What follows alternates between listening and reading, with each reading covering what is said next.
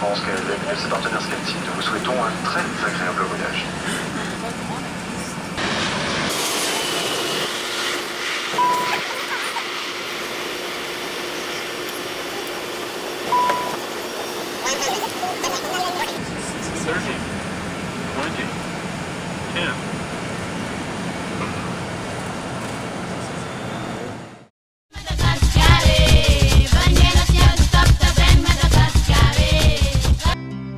Cuisinière, elle s'appelle Rosalie. Un camp qui s'appelle Zébican. Donc elle a commencé de faire la cuisine jusqu'à maintenant. Mais la cuisine a été parfaite pendant tout notre séjour. Oui. Et puis au nom de mes quatre, nos amis, eh bien, on la remercie beaucoup. D'abord pour ce qu'elle nous a fait et puis pour le charme aussi qu'elle a. Merci. Et bon voyage et bonne visite aussi. Merci. Alors, à une autre fois. Au revoir. Au revoir. Et nous voilà de nouveau sur la piste. C'est la partie la plus difficile et nous comprenons qu'en saison de pluie, ce tronçon doit être très éprouvant. Je vous invite maintenant à faire un peu de route avec nous.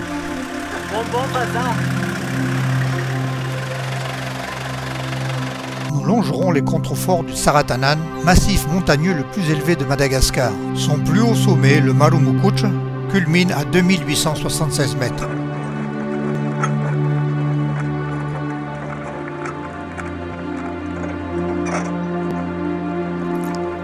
Ah, petite précision, nous mettrons 10 heures pour effectuer les 190 km.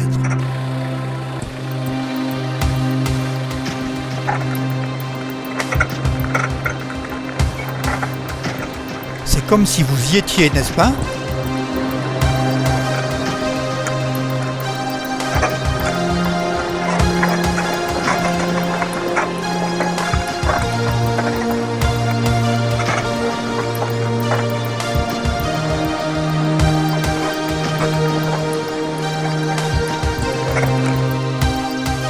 La végétation à cette saison est très sèche et la piste très saboureuse. Mais heureusement, Laurent et Ourdon, nos chauffeurs, sont des spécialistes de cette piste. Oula, ça tape là!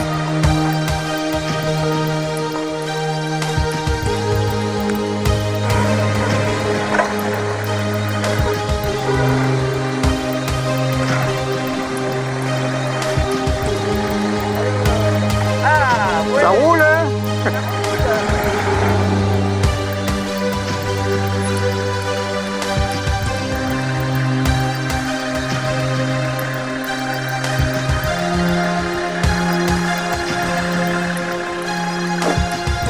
Parfois un poids lourd tombe en panne, il faut attendre le mécanicien.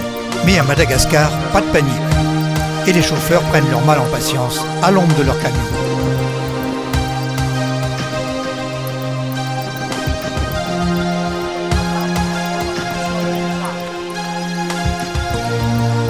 Sur la piste, pas beaucoup de villages. Il fait chaud et nous profitons de cette petite épicerie pour acheter quelques bouteilles d'eau.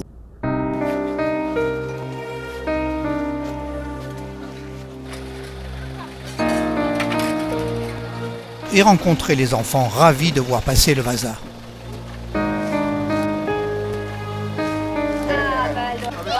Et comme toujours, accueillis par des sourires.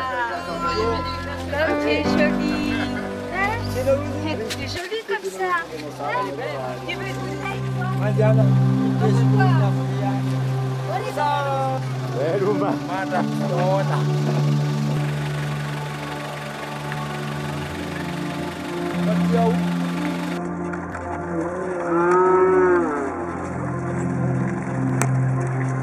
Un décor magnifique qui nous fait oublier nos reins malmenés.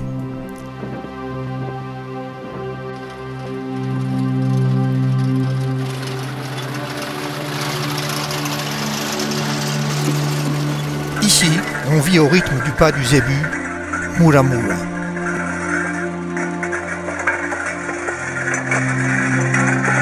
À la salle.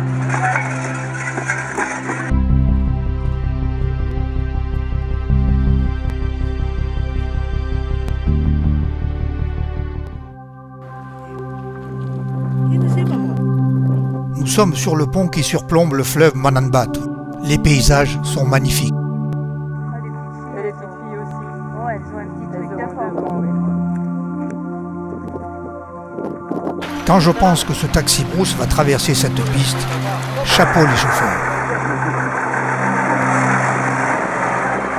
Nos chauffeurs ont rencontré ces belles jeunes filles et le dialogue s'engage.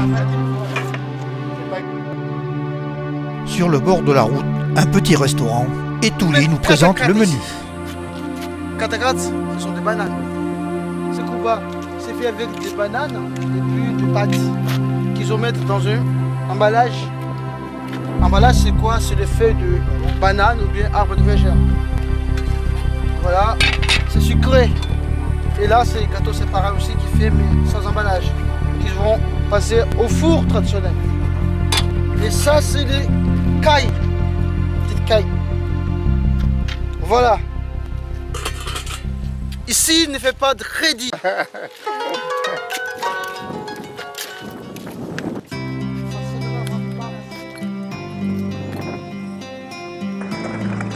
Nous attaquons le dernier tronçon de cette piste. Nous arrivons très bientôt à Voéma.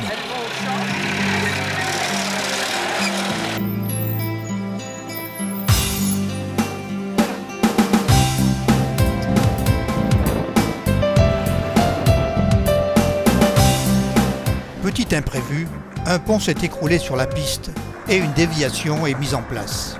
Pour cela, il nous faut passer ces jeunes particuliers qui, moyennant péage, laissent passer les véhicules.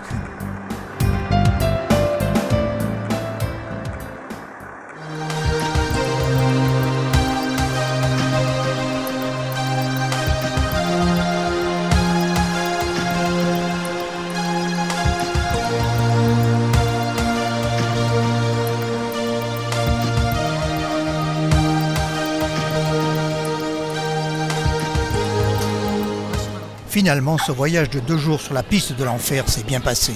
Aucun incident. Une expérience que nous n'oublierons pas de sitôt. Un de nos meilleurs souvenirs de nos aventures malgaches. Et si vous avez l'occasion, n'hésitez pas et faites la piste de l'enfer en Biloubé, Voéma.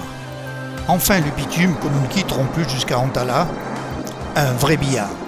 Nous sommes sur la côte est de Madagascar où il existe 2 saisons. La saison des pluies et la saison où il pleut. Ceci explique cette magnifique végétation luxuriante. Cocotiers, manguiers et arbres à litchi.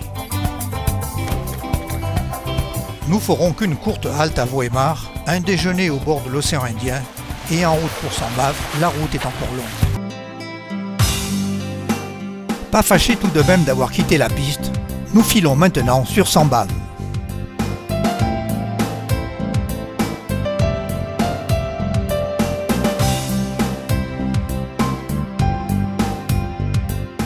De beaux ouvrages, une très belle route et des paysages de toute beauté et hauts en couleur.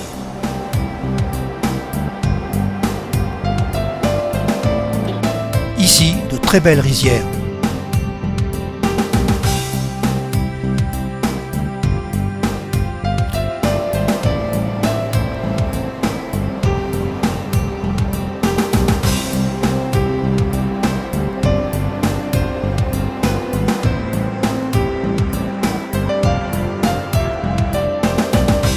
Une rivière et c'est le terrain de jeu des enfants.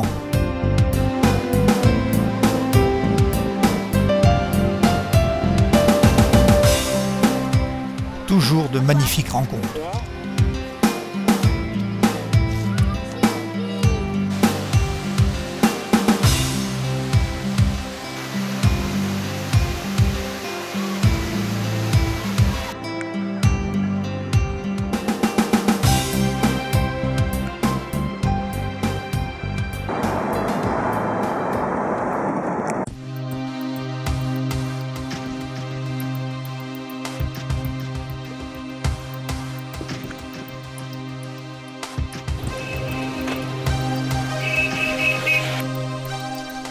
Nous avons même rencontré le Buffalo Bill malgache.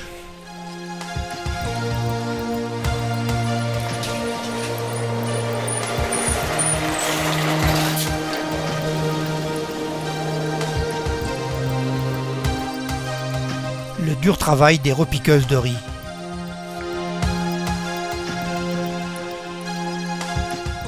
Je me suis fait un copain, tout surpris d'entendre le Vasa dire quelques mots en malgache. C'est mis cadeau, hein? Marnamaf, hein?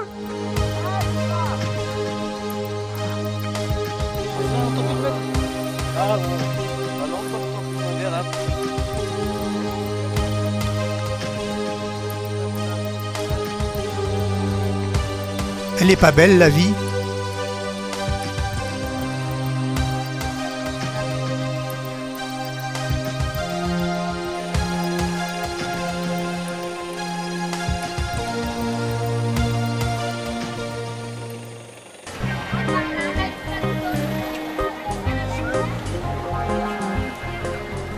Nous arrivons en Sambave, il est déjà tard et nos chauffeurs sont très fatigués. Il faut dire qu'il y a 10 heures qu'ils conduisent. Nous passerons 2 nuits au Mimi Hotel, qui n'a de Mimi que le nom. Nous profiterons de cette matinée à Sambave pour visiter la plus grande cocoterie du monde, environ 5000 hectares. Nous assisterons à la transformation de la noix de coco en huile du même nom. Oui, là, ça ce qu'on appelle, ça c'est la démonstration qu'on fait ça quand même, mais il fait ça sur l'arbre. Parce que même les hauts, là où il y a des chelles, ils montent avec ça quand même. Hein. Oui. Comment on fait là, on ouvre.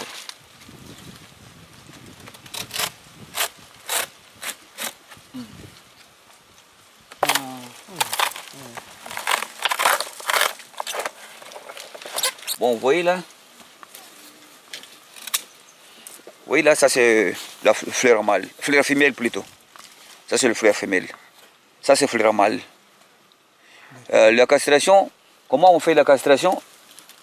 On coupe aux 5 cm au-dessus de la fleur femelle. Comme ça, il faut couper comme ça. Voilà. Voilà. Et on enlève tous les fleurs mâles là. Oui. Oui. Vous voyez là, ça c'est les pollens à l'intérieur là. Oui.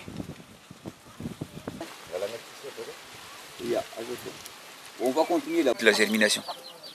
Oui. D'accord. Oui. On reste ici pour un mois, après on transfère là au germoir.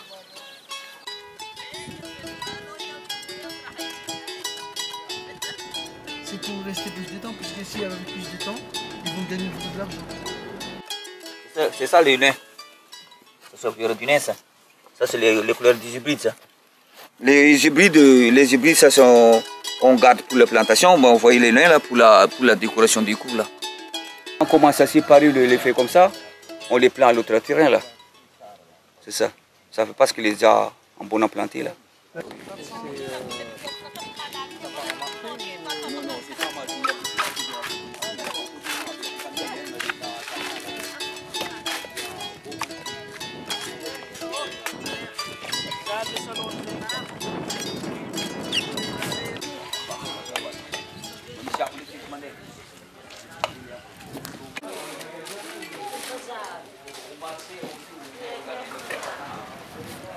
Comme ça, on casse des parties, mais les noix fraîches, je commence à acheter ça. On casse des parties comme ça, on casse comme ça. D'accord. Bon, c'est pour cela que, premier jour, on met sur les clés là, les 1250 noix cassées là, on met sur les clés. Première clé là, on met 1250 et on chauffe avec, on chauffe. Le deuxième jour, on met ici. À la deuxième jour, on fait décoquer, c'est le deuxième jour qu'on a déjà décoqué là. Ça, c'est le deuxième jour, ça. Deuxième jour, ça. Bon, commence à décoquer ça, commence à écarter la mande à l'intérieur ici. D'accord. Oui. Bon, la deuxième jour à décoquer là, et les noix décoquées, ils restent ici. Et après, on cherche aussi. Oui. Oui, il y a des solutions avec ça. Il faut des boucles d'oreilles, des boutons, des cendriers aussi qu'on fait avec ça. Ah oui. Oui.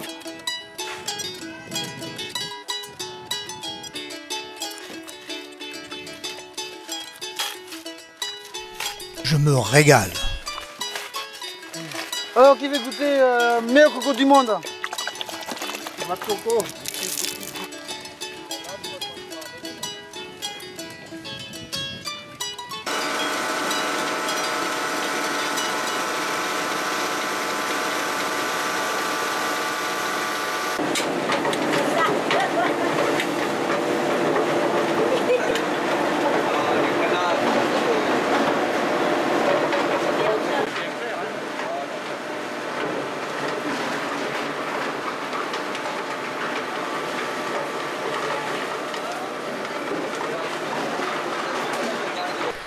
Après cette visite bien intéressante, un bon déjeuner s'impose sur les bords de l'océan Indien.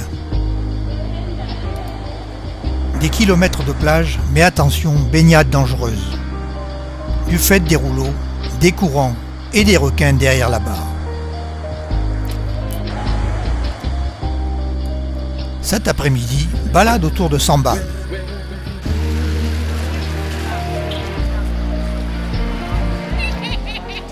Dans cette région, nous sommes au pays de l'or noir. Mais ici, pas de pétrole. La richesse, c'est la vanille. Vous trouverez des champs de vanillés partout. La vanille est une liane et sa fleur une orchidée. La pollinisation se fait uniquement à la main et je comprends maintenant pourquoi une couche de vanille vaut si cher. Quand nous serons à Antala, vous verrez tout le processus de fabrication. Le raffia est une sorte de palmier dont le nom est d'origine malgache.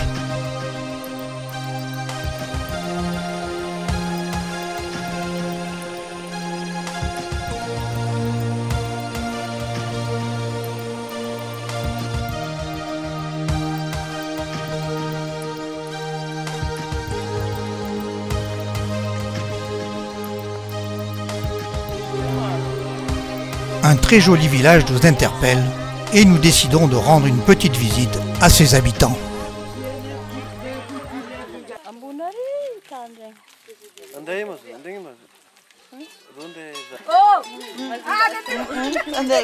Premier contact, tout à fait chaleureux.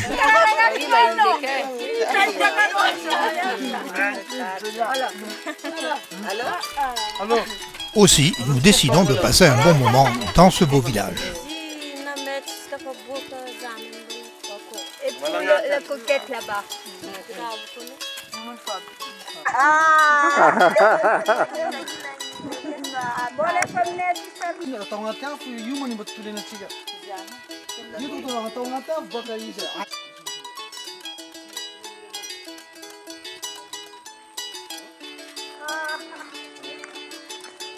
C'est en nous dirigeant vers l'école que nous sommes interpellés par la doyenne du village, qui veut absolument que nous la prenions en photo, ce que nous faisons bien volontiers, bien sûr.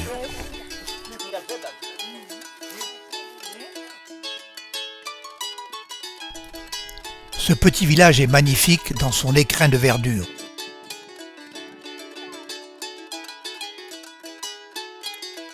Nous voilà arrivés à l'école et nous demandons à l'instituteur la permission de filmer sa classe. Il nous l'accorde bien volontiers. Quand nous rentrons dans la classe, les enfants nous reçoivent debout, dans un silence quasi monacal.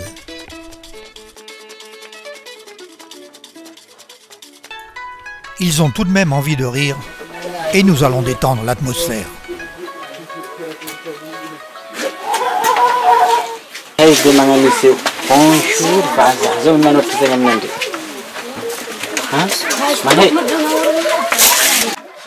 Bonjour, Vaza.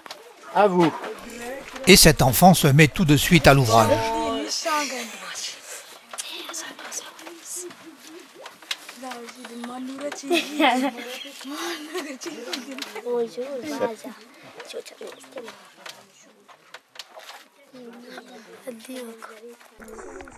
Après l'effort, le réconfort, et mon ami Michel leur montre les images.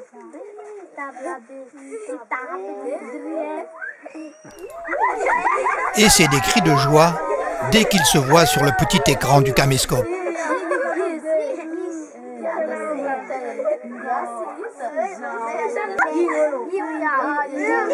Nous ne maîtrisons plus la classe, ni l'instituteur d'ailleurs. Nous décidons donc d'accorder une petite récréation.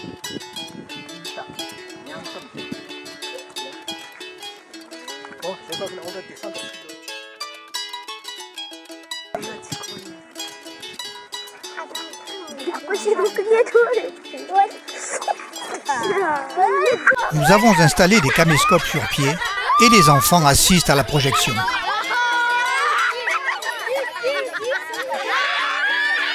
Quelle joie nous donnent ces enfants. Hélas, il nous faut les quitter. Non sans regret, mais il se fait tard et nous devons regagner notre hôtel. Vélo, vélo, Monsieur l'instituteur, merci. En montant ces images, je suis encore tout ému de l'accueil que nous ont réservé ces enfants. À l'école, maintenant, à l'école. Allez, allez.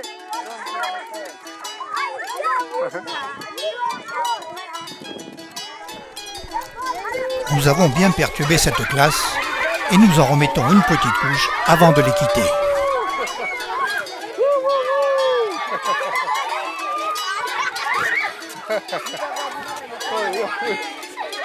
Merci.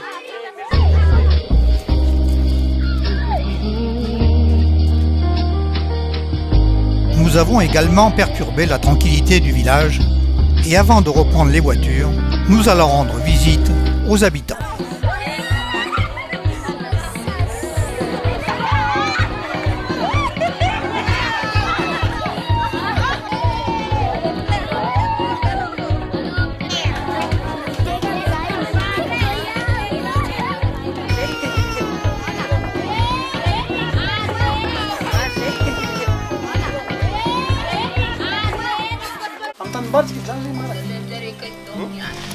Hélas, je ne me souviens plus du nom de ce petit village, que ses habitants me pardonnent. Mais nous aurons passé avec eux de grands moments de bonheur et de joie. Demain, nous partirons pour Antala et ce sera l'objet d'une nouvelle vidéo. Je vous dis donc à très bientôt. Ah,